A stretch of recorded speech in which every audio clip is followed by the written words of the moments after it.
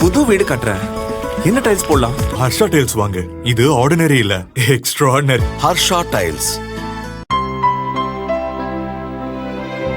இனிமே கண்ணை மூடிட்டு கடலை எண்ணெய் வாங்கலாம்.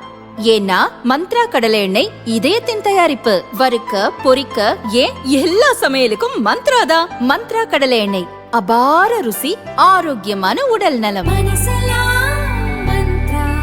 அதிமுக, பாரதிய ஜனதா இடம்பெற்றுள்ள தேசிய ஜனநாயக கூட்டணிக்கு தாவேகாவை இழுக்க தொடர் முயற்சிகள் மேற்கொள்ளப்படுவதாகவும், விஜய்க்கு நெருக்கமானவர்களிடம் பாரதிய ஜனதா தரப்பில் பேச்சுவார்த்தை நடப்பதாகவும் தொடர்ந்து செய்திகள் வரும் நிலையில் கட்சித் தலைவர் விஜய் ஒப்புதலுடன் தாவேகா தலைமை சார்பில் வெளியிடப்பட்ட அறிக்கையில் கூறியிருப்பதாவது: தமிழக அரசியல் களத்தில் ஒரு மாபெரும் புயலாக உருவெடுத்துள்ள தமிழக வெற்றிக் கழகம் எந்தவொரு கட்சியுடனும் கூட்டணி குறித்து பேசவில்லை என்பதை ஆணித்தரமாக தெரிவித்துக் கொள்கிறோம்.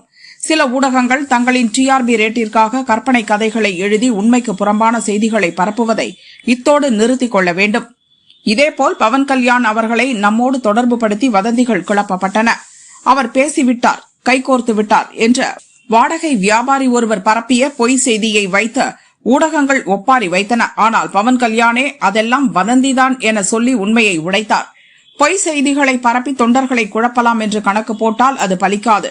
சட்டம் ஒழுங்கு சீரழிவை திசை திருப்ப இப்படி பொய் செய்தி பரப்புவது முற்றிலும் தவறு என தாவேகா கூறியுள்ளது.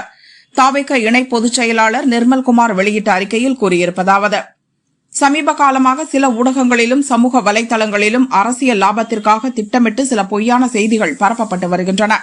குறிப்பாக பாரதிய ஜனதா கட்சி, அஇஅதிமுக அல்லது சசிகலா, டாக்டர் ராமதாஸ் ஆகியோரை தமிழக வெற்றிக் கழகத்துடன் தொடர்பு படுத்தி கூட்டணி பேச்சுவார்த்தைகள் நடத்தப்படுவதாக கூறப்படும் தகவல்கள் முற்றிலும் உண்மைக்கு புறம்பானவை.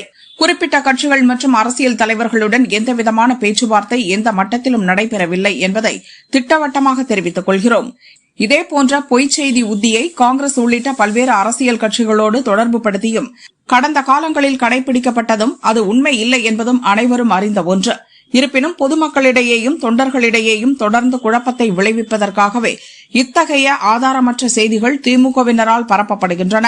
பொறுப்புள்ள ஊடகங்கள் செய்தியின் உண்மை தன்மையை ஆராயாமல் இத்தகைய வதந்திகளை பகிர வேண்டாம்.